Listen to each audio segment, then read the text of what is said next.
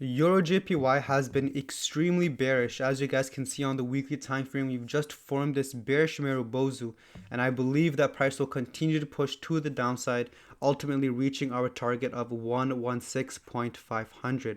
Now on the daily time frame, the reason why it is so bearish and I believe price will continue to push to the downside is because it has also broken market structure.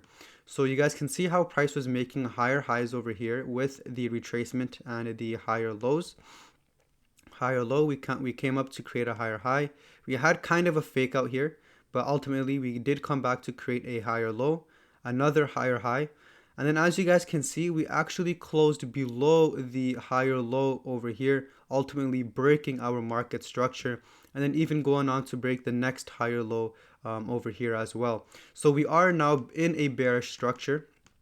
And as you guys can see, once we created our higher high, we had this impulsive move, created our lower high. Okay, so this is now the retracement of the impulsive move, and now this is the beginning of the retracement of the bearish structure, and then we created a lower high, a lower low. So for right now, I would like to see price continue to maybe have a continue to follow its bearish structure and have a retracement phase before ultimately coming back down and creating its last impulsive move. I want to be able to catch this impulsive move instead of looking to enter a buy trade for this small retracement. Obviously, you do not want to be buying in a bearish market or vice versa. Therefore, you guys have to be very careful when entering this trade. EURJPY, we have to wait until price loses its momentum, has a retracement, and then we can look for potential sell opportunities.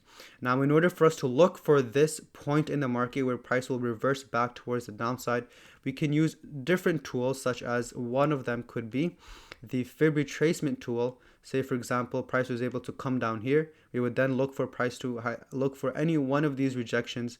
We can also look for a candle rejection, a bearish engulfing, a bearish shooting star, or anything of that sort, to confirm now that price has switched its momentum back towards the overall trend, which is now bearish.